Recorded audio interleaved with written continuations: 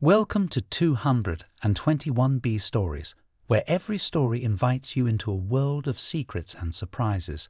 Grab your coffee, stay curious, and share the thrill with fellow mystery lovers. Let's get started. Sherlock Holmes and the Crypt of Eternal Shadows. Chapter 1. It was a dreary November morning when Mrs. Hudson shuffled into our Baker Street rooms, holding a heavy envelope sealed with dark red wax. I, Dr. John Watson, glanced up from the newspaper, noting her furrowed brow.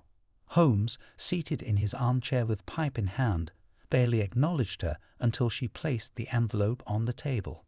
"It arrived by special courier, Mr. Holmes," Mrs. Hudson said, wiping her hands on her apron. "Urgent," they said.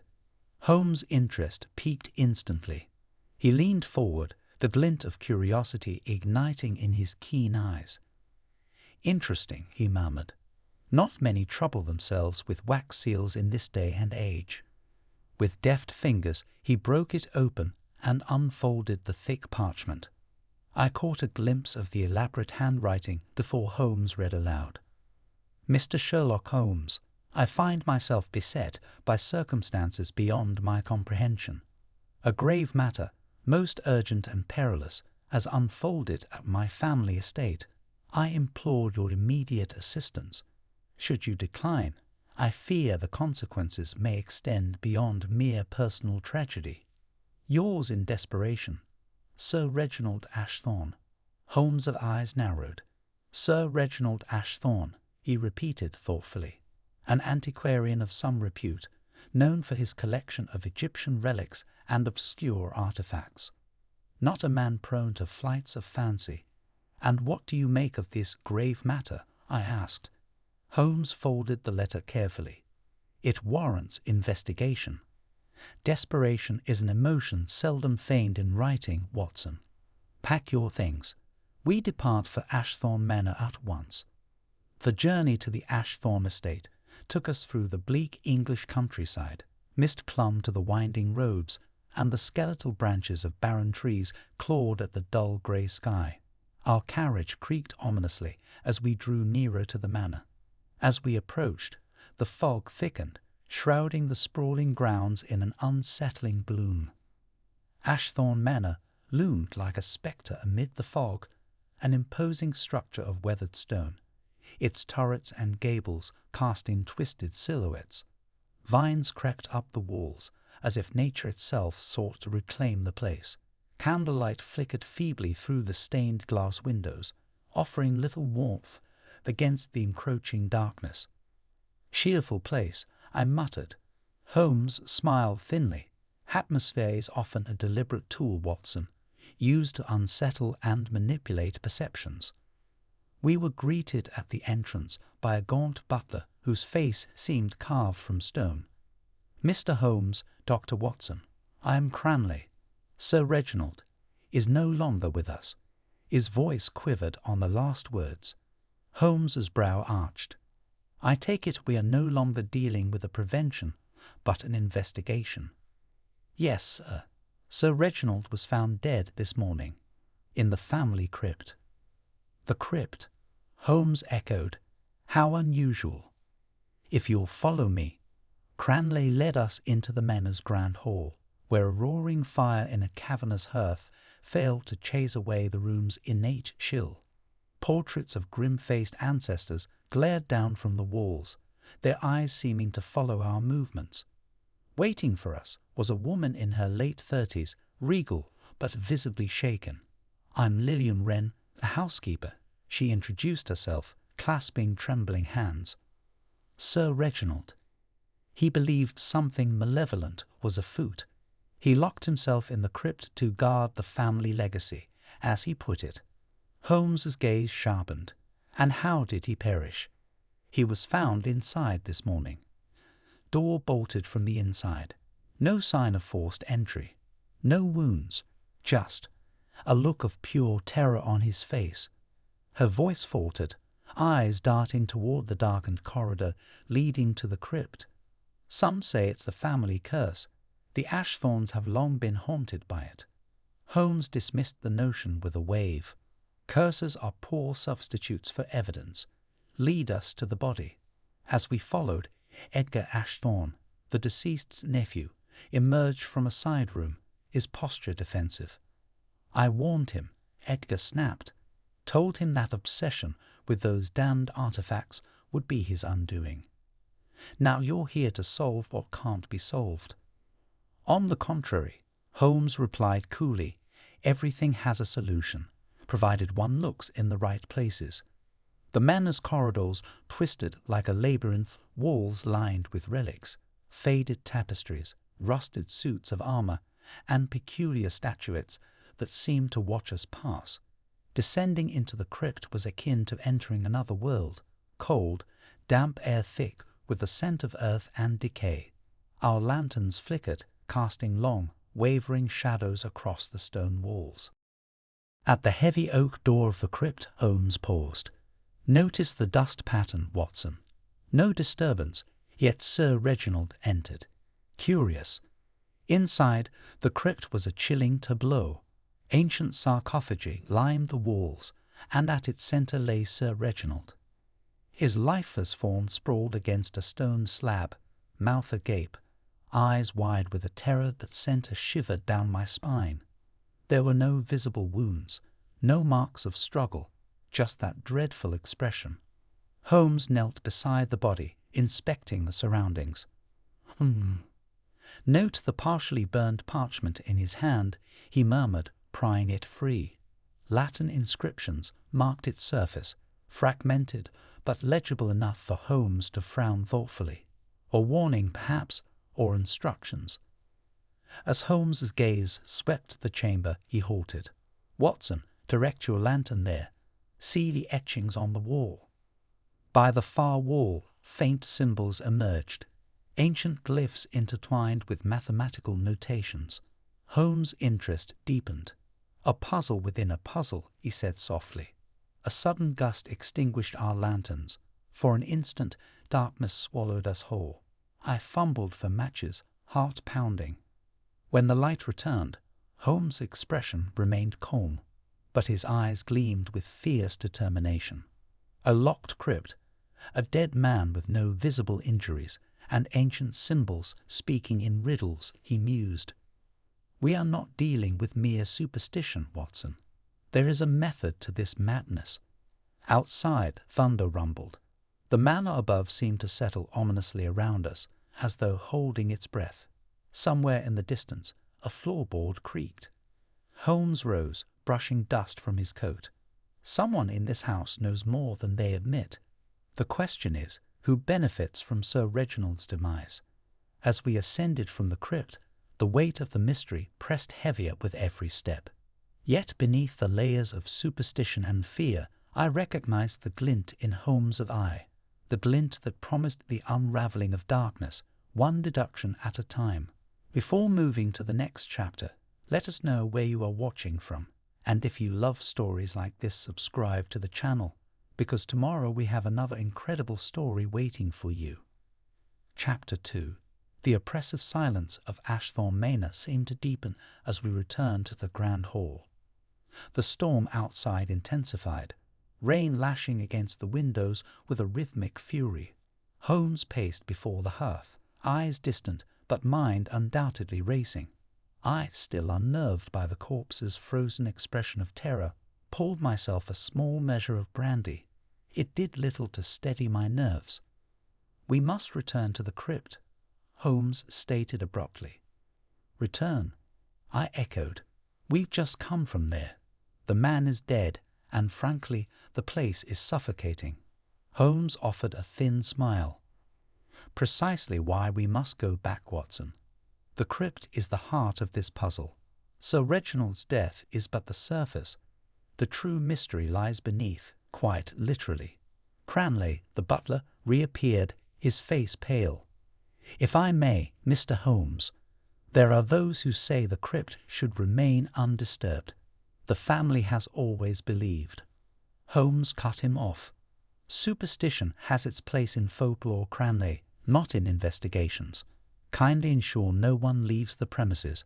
I suspect someone here is eager to avoid further scrutiny. With lanterns relit, Holmes and I descended once more into the bowels of the manor. The stone steps seemed steeper, the shadows darker. As we reached the crypt, Holmes paused, examining the doorframe. "Observe, Watson," he pointed. "Scratches, faint but deliberate. Someone has tampered with the lock mechanism recently." Inside, the temperature dropped noticeably, the air thick with the scent of mildew and aged stone. The walls bore the weight of centuries, their surfaces adorned with carvings worn smooth by time. Sir Reginald's body remained untouched, a grim sentinel to the secrets the crypt held. Holmes directed his lantern beam along the floor. "Dust patterns tell stories, Watson. See here, 2 sets of footprints.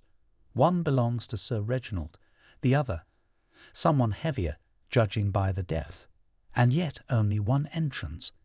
An accomplice inside before the door was sealed?" I speculated. "Possible, but unlikely," Holmes replied. "Look at the wall behind the sarcophagus." Upon closer inspection, what I first took for a decorative carving revealed itself to be something far more intriguing. A series of symbols etched with precision. Geometric shapes intertwined with ancient script, forming what appeared to be a coded message. Holmes retrieved the half-burned parchment found in Sir Reginald's grasp. Aligning it with the wall etchings, he frowned. A cipher, it seems, Latin with Greek numerical substitutions, complex yet deliberate. I watched as his fingers traced the symbols, lips moving silently. Minutes stretched as the storm raged above us. Finally he spoke. "Beware the shadow that guards the gate. Seek not the treasure lest you pay the price." "A warning," I murmured. Perhaps Sir Reginald took it too literally. Or not literally enough, Holmes countered.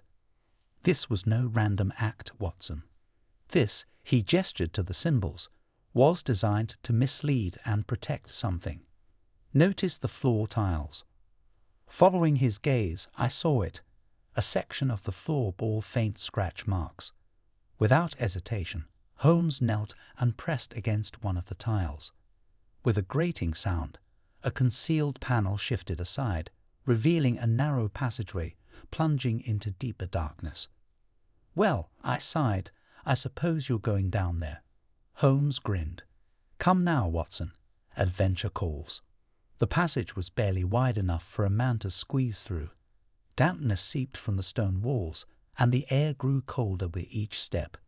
Our lanterns cast flickering light, revealing cobwebs and the occasional scurrying rat. After what felt like an eternity, the passage opened into a hidden chamber. What greeted us was both awe-inspiring and unsettling. The chamber's walls were lined with shelves, each holding artifacts and scrolls, an illicit trove of historical treasures. At the center stood an empty pedestal with an engraved plaque, "Amulet of Thoth." So the missing artifact was stored here, I noted. Holmes nodded. "And stolen recently." No dust settled on the pedestal, indicating it was removed within the past day. A glint of metal caught Holmes' eye. Reaching into a crevice, he extracted a small brass key, ornate and ancient in design. A key to what, I wonder, Holmes mused. Our attention was drawn to the far wall, where a large tapestry hung, its fabric depicting an Egyptian deity with scales. Pulling it aside, Holmes revealed a metal door, its surface rusted but intact. "This is no mere crypt," Holmes murmured. "It's a vault, a carefully hidden one." Using the brass key, he unlocked the door. The hinges protested, groaning as it swung open. Beyond lay a second chamber, this one adorned with carvings that sent a chill down my spine, depictions of rituals, human figures bowing before shadowed forms. In the center of the room stood a pedestal identical to the previous one, yet this one bore no signs of recent disturbance. Holmes's gaze darkened. Whoever orchestrated this wanted Sir Reginald out of the way. He was guarding something more valuable than the amulet. A sudden creak echoed through the passage behind us. We spun around, lanterns raised. "Who's there?" I called. Silence. Holmes' eyes narrowed. "We're not alone." Retracing our steps, we returned to the crypt entrance to find fresh footprints in the dust, leading away from the passage and back toward the manor. Holmes' expression hardened. "Our intruder is among the guests," he said, "but they won't reveal themselves yet, not until they believe we're missiled." As we ascended to the main floor, Lillian Wren awaited us, face pale. "Mr. Holmes, there's something you must see." She led us to Sir Reginald's study, where a fresh envelope sat on the desk, sealed with the same red wax as before. Holmes opened it carefully. "You seek what should remain hidden. Turn back, or you too shall face the shadow's wrath." Watson glanced at Holmes. "Well, that's not unsettling at all." Holmes' lips pressed into a thin line. "A threat or a challenge? Either way, Watson, we're far from done." Outside, thunder cracked like a gunshot, rattling the manor's ancient bones. The shadow of the crypt stretched long and dark in my mind. Whatever lay at the heart of this mystery, it was clear we had only just begun to unearth its secrets, and someone was determined to keep them buried. Chapter 3. Morning broke with little fanfare, its pale light struggling to penetrate the thick fog that still clung to Ashthorne Manor. Rain continued to patter softly against the windows, the storm having settled into a steady drizzle that only added to the sombre atmosphere. Holmes, seated at the breakfast table with an untouched plate before him, examined the cryptic note received the previous night. I, meanwhile, found myself casting wary glances at the surrounding portraits. Their painted eyes seemed to follow me wherever I moved. Holmes spoke without looking up. "Our next step is clear, Watson. Every occupant of this house has something to hide. The task is to separate useful truths from carefully constructed lies." Cranley entered, bowing slightly. "The household awaits in the drawing-room, sir." Holmes smiled thinly. "Excellent. Let us see how well masks hold under scrutiny." The drawing-room, grand but suffocating, was dominated by an enormous fireplace. Above it hung the portrait of Sir Reginald in his prime, eyes stern and posture rigid. It seemed to loom over the gathered suspects like a silent judge. Holmes and I stood before them, a palpable tension filling the room. Present were Edgar Ashthorne, the nephew, Miss Lillian Wren, the housekeeper, and Professor Aldous Gray, Sir Reginald's scholarly rival. Each exuded a different brand of unease. Edgar with simmering resentment, Miss Wren with nervous fidgeting, and Gray with cold detachment. Holmes began with Edgar. "Mr. Ashthorne, you were last seen arguing with your uncle 2 nights before his death. Care to elaborate?" Edgar crossed his arms defiantly.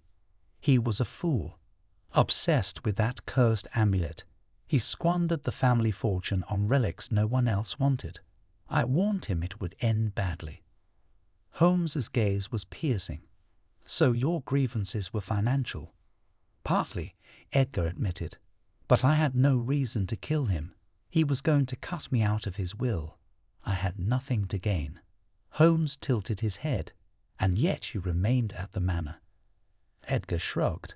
"Family obligation, or morbid curiosity. Take your pick." Holmes shifted focus to Miss Wren. "You were the last to see Sir Reginald alive." Her hands twisted the hem of her apron. "He asked for tea, said he'd be in the crypt most of the night. I tried to dissuade him, told him it wasn't safe, but he wouldn't listen. He was frightened, Mr. Holmes, genuinely terrified." "Terrified of what?" "The curse," she whispered. "He believed the amulet brought doom, said shadows watched him." Holmes' lips curled into a half-smile. "Shadows don't murder, Miss Wren. People do." Her face paled further, but she offered nothing more. Finally, Holmes turned to Professor Gray. The man's composure was impeccable, hands neatly folded, eyes betraying nothing. "Professor, you were invited here by Sir Reginald. Yes, Gray replied smoothly. He wished to discuss a potential sale of the amulet of Thoth. I arrived yesterday afternoon, but found the manor in disarray. You two were rivals, Holmes noted. Academic competition can breed hostility. Gray allowed himself a faint smile. I respected Reginald's passion. Foolish, yes, but dedication is rare. I had no interest in harming him. I merely wanted the amulet for the British Museum. Holmes's gaze flicked to Gray's shoes. Your boots bear traces of the same soil found in the crypt. Gray's smile didn't falter. I explored the grounds yesterday. Hardly incriminating. Holmes tapped a finger against his chin thoughtfully. Perhaps you ventured where you shouldn't. The interrogations complete, Holmes and I withdrew to the study. 3 suspects, I summarized, each with motive, opportunity, and reason to lie. Holmes nodded. Edgar's motive is inheritance. Miss Wren's is loyalty twisted by fear and Gray. Gray's ambition could drive him to theft. But murder, that feels inelegant for a man of his standing. What about the footprints in the crypt? I pressed. Someone was there after Sir Reginald died. Yes, Holmes mused. And whoever it was wanted us to believe in something supernatural. Fear clouds judgment, Watson. That note, the symbols, all tools of misdirection. A knock interrupted our thoughts. Cranley entered, holding a folded letter. Delivered by courier, sir. Holmes opened it carefully. Another threat, identical wax seal. Turn back or join the dead beneath the stones. Last warning. Holmes' eyes gleamed with something between excitement and resolve. Our adversary grows desperate. Later that afternoon, Holmes requested a thorough search of the manor. We started with Sir Reginald's private study, lined with shelves sagging under the weight of ancient tomes and dusty relics. Holmes's gaze roamed until it settled on a worn desk drawer. Locked, he murmured. Producing a slender tool, he picked it open with ease. Inside lay a leather-bound journal. Sir Reginald's handwriting sprawling across pages in hurried scrawl. They come for me. Shadows in the hall. Cannot trust Edgar. But it's Lillian who worries me most. The amulet's secret must be preserved. Holmes frowned. He suspected both Edgar and Miss Wren. Yet why mention the amulet's secret? Further pages detailed coded instructions and references to a hidden gate beneath the manor. Holmes' excitement was palpable. The crypt wasn't just a tomb. It's a gateway to something far older. We convened once more in the drawing room. Holmes's gaze swept the room like a hawk surveying prey. Sir Reginald feared betrayal, he announced. He believed someone here sought the amulet not for wealth, but for what it conceals. Edgar scoffed. More riddles. Just say what you mean. Holmes's smile was razor-thin. Very well. Edgar, you argued with your uncle. Financial motive is obvious, but lacking subtlety. Too crude. Edgar's face flushed with anger. I didn't kill him. Holmes turned to Miss Wren. You spoke of shadows, yet Sir Reginald feared you most. Why? Her eyes darted away. He was paranoid. Holmes' tone sharpened. Or perceptive. You knew the crypt better than anyone. You could have tampered with the locks, arranged the scene. I, she faltered, then fell silent. Lastly, Holmes faced Gray. And you, Professor, your alibi places you in the garden, yet your footprints suggest otherwise. Care to explain? Gray's mask cracked momentarily, a flash of unease before he recovered. Coincidence? Holmes's gaze hardened. Coincidences are the refuge of the guilty. By evening, tension thickened like the gathering fog outside. Holmes stood by the window, gazing at the rain-slicked grounds. Someone here plays a dangerous game, Watson. Every lie told tonight serves a purpose. The challenge is discerning which lies reveal the truth. And the amulet? I asked. What's so important that it's worth killing for? Holmes' eyes narrowed. That, my dear Watson, is the question we must answer before the crypt claims another victim. A distant thunderclap punctuated his words, the manor's ancient walls seeming to shudder under the weight of secrets long buried. And as night fell once more, I couldn't shake the feeling that the darkness held more than just shadows. It held eyes, watching, waiting. Chapter 4. Darkness fell upon Ashthorne Manor like a heavy cloak, suffocating and absolute. The storm that had threatened all day finally broke with violent force. Rain lashed against the windows, and thunder rattled the ancient walls. Lightning illuminated the corridors in sporadic flashes, casting eerie shadows that seemed to dance along the cracked wallpaper. Holmes stood near the hearth, eyes fixed on the flickering flames, his mind clearly racing. I, still reeling from the day's interrogations, found myself glancing toward the windows with unease. "Feels like the house itself is conspiring against us," I muttered. Holmes smiled faintly. "Houses are wood and stone, Watson. People are far more dangerous." Cranley entered, face pale and voice tight. "Mr. Holmes, the manor gates are impassable. The storms flooded the road. No one can leave until morning." Holmes's gaze sharpened. "Which means our culprit is effectively trapped with us." The implications settled over the room like a fresh weight. No escape. No outside interference. The stage was set. Holmes gathered the household in the drawing-room once more. Candlelight flickered over tense faces. Edgar lounged with feigned indifference. Miss Wren wrung her hands incessantly, and Professor Gray stood apart, arms folded and eyes narrowed. Holmes began, voice calm, but edged with steel. "We are at a crossroads. Lies have thickened the fog of this investigation, but the truth, as always, lies beneath. Tonight, I intend to unearth it." Before anyone could respond, a sharp crack of thunder was followed by total darkness, the candles extinguished as if by an unseen hand. Startled gasps echoed in the void. "Stay where you are," I barked, drawing my lantern and striking a match. The flame sputtered to life, casting a small circle of light. Holmes's voice cut through the confusion. "Deliberate. Someone killed the lights. Watson, doorway." I spun just in time to see a shadow slip from the room. Without hesitation, Holmes gave chase, and I followed. The corridor stretched ahead, dimly lit by our lanterns. The intruder's footsteps echoed, quick and desperate. We rounded a corner, only to find the hallway empty. Holmes's gaze swept the area. "The trick," he muttered. "They're herding us, pushing us somewhere." My heart pounded. "Where?" The distant creak answered, coming from below. The crypt. The entrance to the crypt gaped like a mouth ready to swallow us whole. Holmes examined the door. Fresh scratches. Someone's been down recently.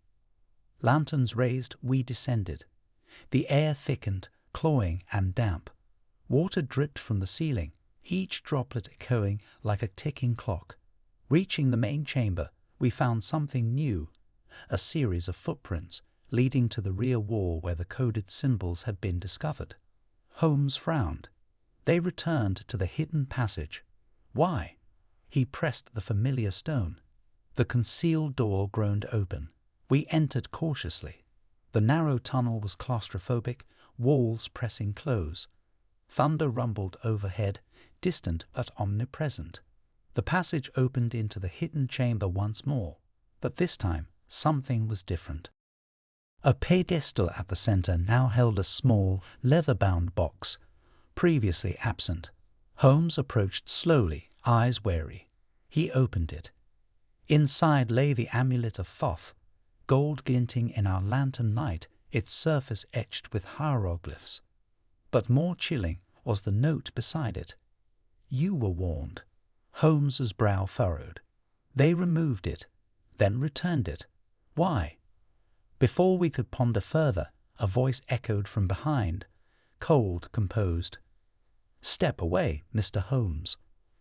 We turned to see Professor Gray, pistol in hand, expression unreadable. Holmes' lips curved into a thin smile. "Ah, I suspected as much." Gray's gaze flicked between us. "You meddle in affairs beyond your comprehension." Watson bristled. "Murder isn't an affair. It's a crime." Gray's face tightened. Reginald was a fool. The amulet's value isn't monetary. It's historical. He wanted it hidden. I wanted it preserved. Holmes tilted his head. "So you killed him?"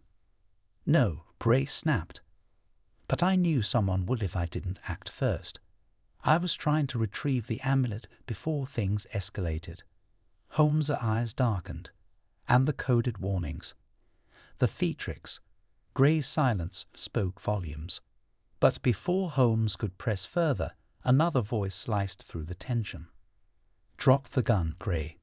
Edgar Ashthorne emerged from the shadows, shotgun in hand, face grim. "You think you're the only one who wants that damned thing." Holmes sighed. "This is becoming crowded." "Shut up," Edgar barked. "Reginald was going to leave everything to a museum. My inheritance gone. I warned him. He didn't listen." Gray glared. "So you killed him?" Edgar's jaw clenched. "I scared him. Wanted to shake him up. Didn't mean for him to." He stopped short. Holmes' voice was cool steel.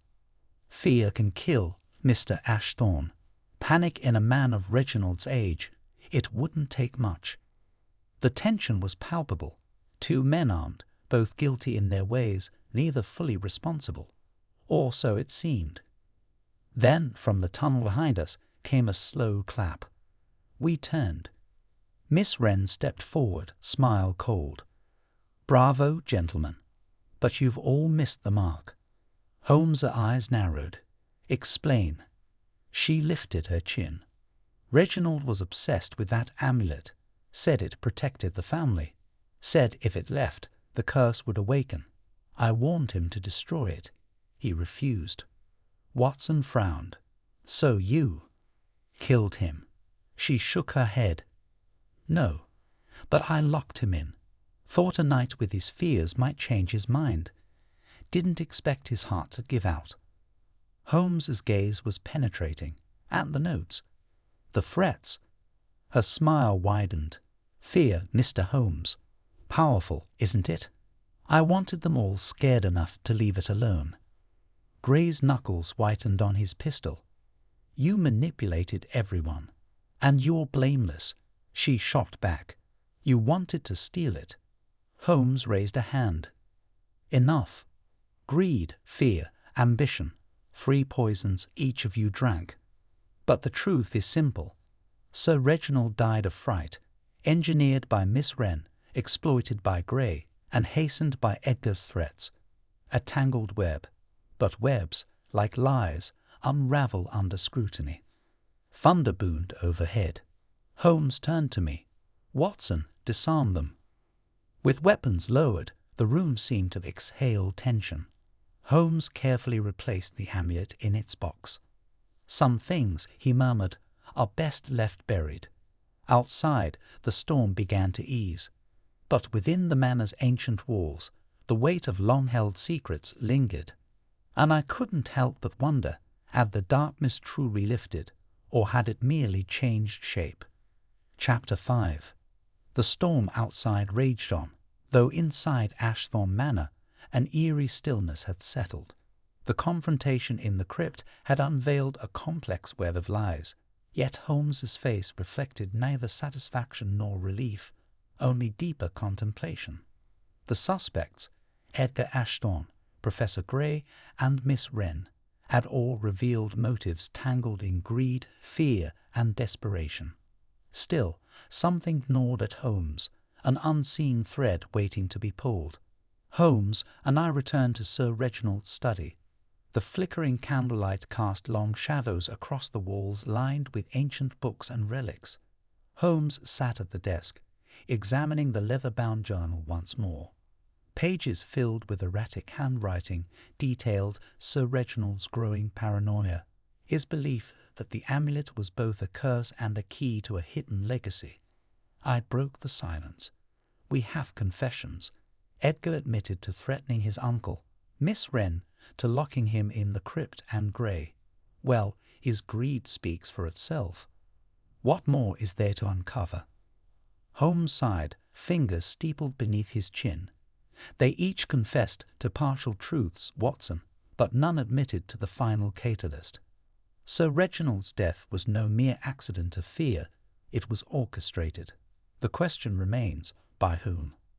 And why return the amulet after stealing it? Before I could reply, Cranley entered, face pale. "Mr. Holmes, you may want to see this." He led us to the library, where a hidden compartment had been discovered behind a false bookshelf panel. Inside lay a small dust-covered box. Holmes opened it to reveal a set of letters, correspondence between Sir Reginald and an unknown party signed only with the initial M. Holmes's brow furrowed. Intriguing. These predate recent events. They speak of a discovery beneath the manor, something beyond the amulet. Reading over his shoulder, I noted one passage. If unearthed, it could destroy the Ashthorne name. Better it remains hidden. Holmes stood abruptly. "Watson, we've been looking at this all wrong. The amulet was a distraction. The real secret lies beneath this house, just as Sir Reginald feared." Guided by the clues, we descended once more into the crypt. Holmes traced his fingers along the symbols on the walls, stopping at a cluster of geometric shapes. "A puzzle within a puzzle," he muttered. Using the cipher from the journal, Holmes manipulated several stones in sequence.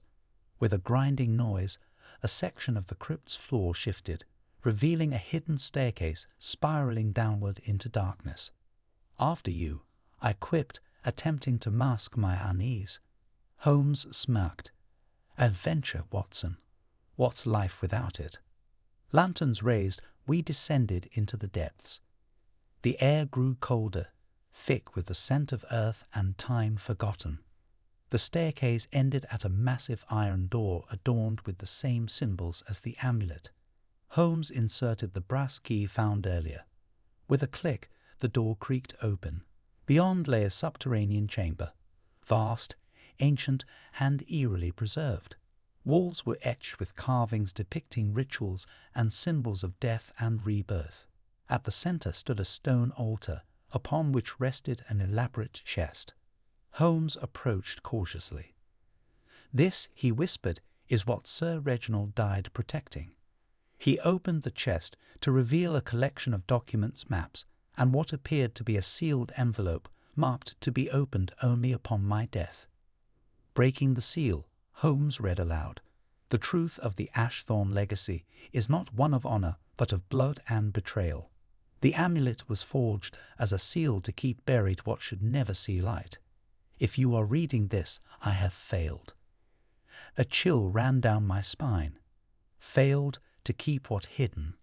Holmes rifled through the documents, eyes widening.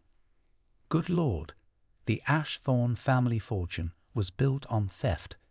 Ancient relics stolen during colonial expeditions, artifacts taken from tombs under false pretenses.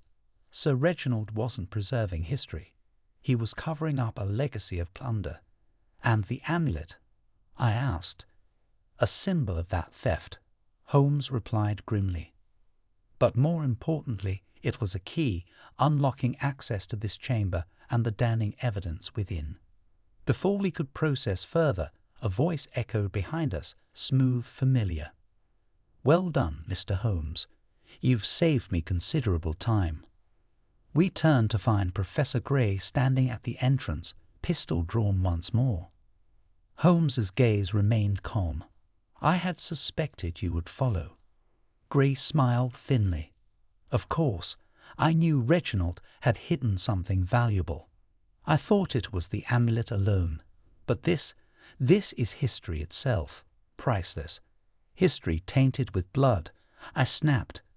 Grey shrugged. "History is written by those who hold the pen, and the artifacts. With this evidence, I could control academic circles for decades.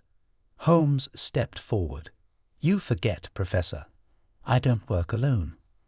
On cue, footsteps echoed from behind Gray. Edgar Ashthorne emerged, shotgun leveled at the professor. "Drop it, Gray."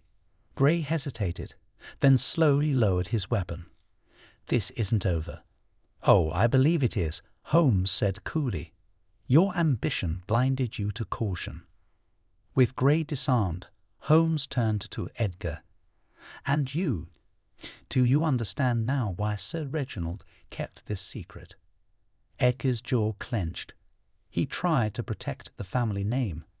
"Damn fool. If this gets out, we'll be ruined." "Perhaps," Holmes said, "but some truths deserve light, no matter the cost." Back in the Manor's drawing room, soaked from the crypt's depths and the ever-present storm, we laid out the evidence. Miss Wren listened in stunned silence, her earlier confidence shattered. "So, all this time," she whispered, "Reginald wasn't cursed. He was haunted by guilt." Holmes nodded. "And that guilt made him vulnerable. Gray exploited it. Edgar pressured it. In the end, fear killed him, but not of shadows, of the truth." Police arrived as dawn broke, taking Gray into custody.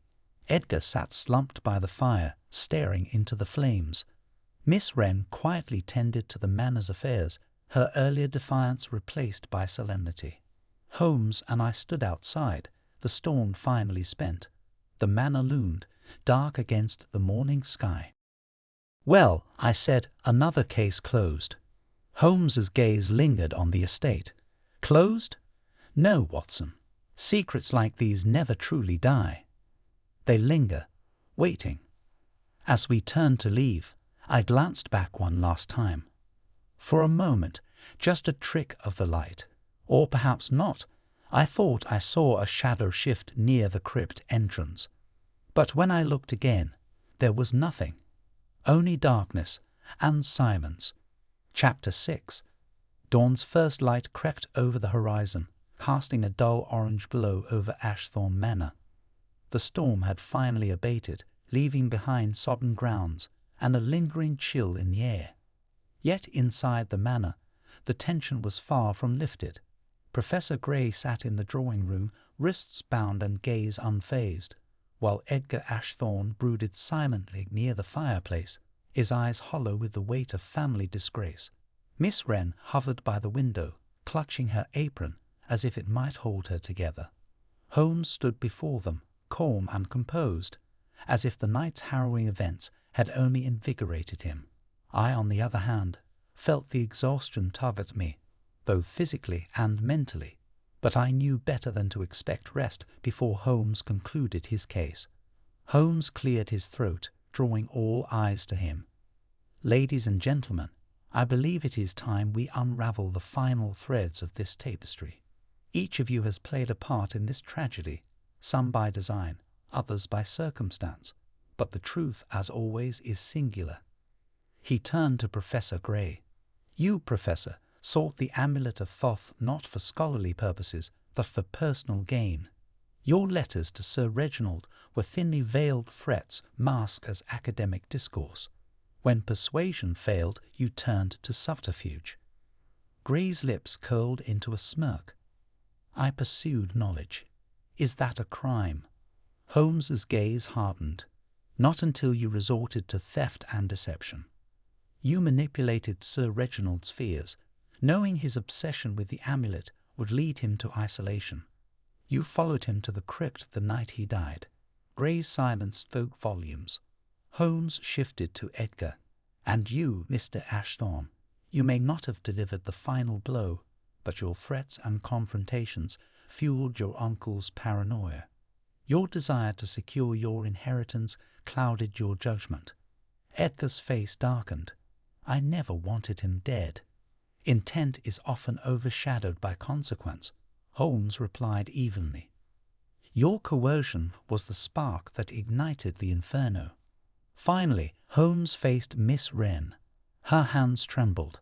"I didn't mean for him to die," she whispered. "I just wanted to protect the family." Holmes nodded. "By locking him in the crypt, you thought fear would humble him. Instead, it consumed him." The room fell silent, the weight of guilt pressing down on everyone. Yet Holmes' eyes retained that glint, the one that suggested there was still more to uncover. "And yet," he continued, "none of you struck the final chord. Fear alone did not kill Sir Reginald. Someone ensured he would never leave that crypt alive." A gasp escaped Miss Wren. "But you said—" "I said fear was the catalyst," Holmes corrected, "not the cause of death." He reached into his coat and produced a small vial, which he held aloft. "While examining Sir Reginald's body earlier, I noticed traces beneath his fingernails, a fine, almost invisible powder. Further analysis revealed it to be aconitine, a potent toxin derived from monkshood. Ingested or absorbed through the skin, it induces paralysis, then cardiac arrest." Edgar stood abruptly. "You're saying someone poisoned him?" Holmes's gaze swept the room. "Precisely. The question is, who had access and opportunity?" Miss Wren's face drained of colour. I prepared his tea that night. But I would never." "You didn't," Holmes reassured. "The poison was not in his drink." He turned sharply to Cranley, who stood at the doorway, having silently entered during the proceedings. The butler's expression remained stoic, but a flicker of something, fear perhaps, crossed his features. "You, Cranley," Holmes said softly, "were Sir Reginald's most trusted servant. You had access to his gloves, the very pair he donned before entering the crypt. A perfect delivery method for a contact poison." Cranley's jaw tightened. Preposterous. Holmes' voice didn't waver. "And yet, when I inspected the Manor's accounts, I found payments sent to an anonymous recipient, payments traced back to you. Blackmail, perhaps, or were you simply tired of servitude, ready to secure your future through a lucrative arrangement with Professor Gray?" Gray's eyes widened. "Wait, I had no—" Holmes silenced him with a glance. "Don't feign ignorance, Professor. Your eagerness for the amulet blinded you to the lengths Cranley was willing to go." Cranley's composure finally cracked. "He promised me a fortune," he spat, "enough to leave this wretched place and never serve another day. Reginald, he was a tyrant, treated me like I was furniture." "And so," Holmes concluded, "you ensured his death. The fear, the threats, it all aligned perfectly. No one would suspect the loyal butler." Cranley sagged in defeat. "He deserved it," he muttered. "Years of serving that man. I took my chance." The room was heavy with the weight of revelation. Edgar looked away, face a mixture of shame and fury.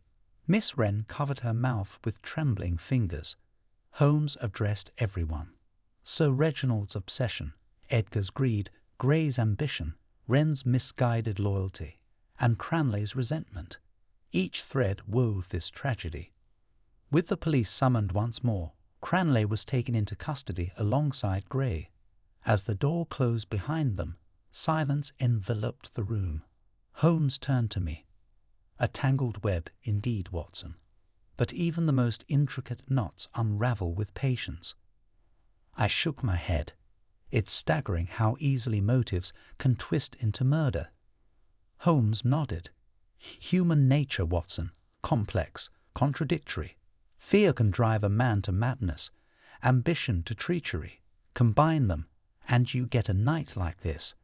Outside, the morning sun attempted to pierce the lingering fog. Holmes and I stood on the Manor's steps, the fresh air a welcome relief from the Manor's oppressive atmosphere. "So," I ventured, "another case closed." Holmes's gaze lingered on the horizon. "Closed? Perhaps, but the darkness in men's hearts, that remains." We began the walk down the rain-soaked path, the Manor looming behind us like a monument to secrets and sorrow. And as we left Ashthorne Manor to its ghosts, I couldn't help but glance back one last time. For a fleeting moment, I thought I saw Sir Reginald's figure in the upper window staring out. But when I blinked, it was gone. Chapter 7. Ashthorne Manor stood under the muted glow of the morning sun, its damp stones glistening from the storm's aftermath. The oppressive clouds have finally begun to disperse, but the air still carried the weight of the night's revelations. Holmes and I stood on the manor's front steps, watching as a police carriage rumbled away, carrying Cranley and Professor Gray toward their respective fates. Edgar Ashthorne, now the last surviving heir, remained inside, brooding over his family's tainted legacy. Miss Wren, once so steadfast in her loyalty, had retreated to her quarters, shattered by the truths unnerved. Holmes lit his pipe, the plume of smoke curling upward like a ghost's departing sigh. "It never ceases to amaze me, Watson," he murmured, "the lengths to which men will go to bury the past, only to have it claw its way back to the surface." I glanced back at the manor. Its windows, like dark eyes, seemed to watch us in silent reproach. "It's over, then," I said, though the words felt hollow. "Justice is served." Holmes shook his head slightly. "Justice, yes, but truth, that's more complicated." He exhaled thoughtfully. "Reginald Ashthorne died not just from poison or fear, but from the sins of his family's history. Had he chosen transparency over secrecy, perhaps none of this would have transpired." I sighed, the exhaustion settling into my bones. "And what of Edgar? He inherits all this, a manor steeped in blood and betrayal." Holmes's gaze turned distant. "A fitting punishment, wouldn't you say? Riches weighed down by ghosts tend to crush their bearer." Inside, the grand hall was eerily quiet. The remnants of the night's chaos, scattered papers, upturned chairs, reminded me of a battlefield after the fighting ceases. Edgar emerged from the study, face pale but hardened. "They'll put this in the papers, won't they?" His voice was hoarse. Ashthorne name dragged through the mud. Holmes regarded him coolly. "Names carry the weight of deeds. Yours is no exception." Edgar's lips curled into a bitter smile. "So what now? Sell the manor? Burn it to the ground?" "That's your choice," Holmes replied. "But the past isn't so easily incinerated." As we prepared to leave, Miss Wren intercepted us at the door, clutching a small velvet pouch. Her eyes brimmed with conflicted emotion. "Sir Reginald wanted you to have this," she said softly, offering it to Holmes. He accepted it and opened the pouch. Inside was a delicate pocket watch, its casing engraved with the Ashthorne crest. Holmes examined it briefly before slipping it into his coat. "Curious choice for a memento," he murmured. "Time, an enemy to some, a relentless truth-teller to others." Miss Wren hesitated. "Do you believe in curses, Mr. Holmes, after everything?" Holmes paused. "No, but I believe in guilt. It haunts far worse than any phantom." Their gaze dropped. He thought the amulet would protect him, but it only brought ruin. Holmes offered a faint smile. It wasn't the artifact, Miss Wren. It was the people who coveted it. Outside, as we made our way down the overgrown path, I couldn't help but glance back at the manor.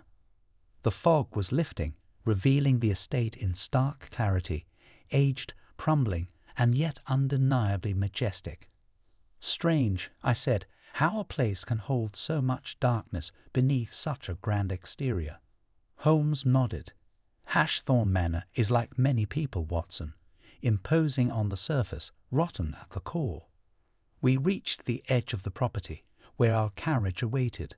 As Holmes stepped inside, I lingered a moment longer, eyes tracing the horizon. The storm had passed, but I couldn't shake the lingering chill. "Do you think Sir Reginald found peace?" I asked quietly. Holmes' expression was unreadable. "Peace is for those who confront their demons, not those who bury them." We settled into the carriage, the wheels crunching over gravel as we began our journey back to London.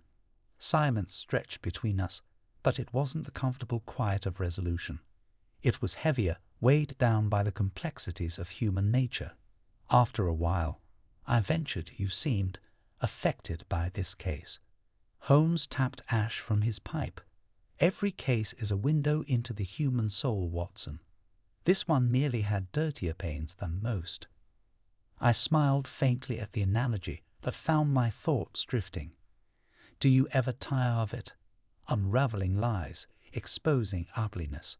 Holmes's gaze drifted to the passing landscape. No, because for every lie uncovered, every darkness exposed, there's a moment, brief but pure, where truth stands clear. That's worth the toil. As the manor disappeared from view, I thought of the crypt, the amulet, the web of deceit, and the faces of those left behind. Edgar, burdened with wealth he no longer desired. Miss Wren, shackled by guilt. Even Cranley, whose resentment had curdled into something monstrous. Holmes's voice pulled me from my reverie. Remember, Watson, man is capable of both remarkable kindness and unspeakable cruelty. The line between the two is often thinner than we care to admit. I nodded, the words settling over me like a final piece kicking into place. And yet, as the carriage rattled on, one thought persisted, a question that refused to be silenced. What other shadows lay buried in estates like Ashthorne Manor, waiting for curious minds to uncover them? Holmes, perhaps sensing my lingering unease, offered a rare reassurance.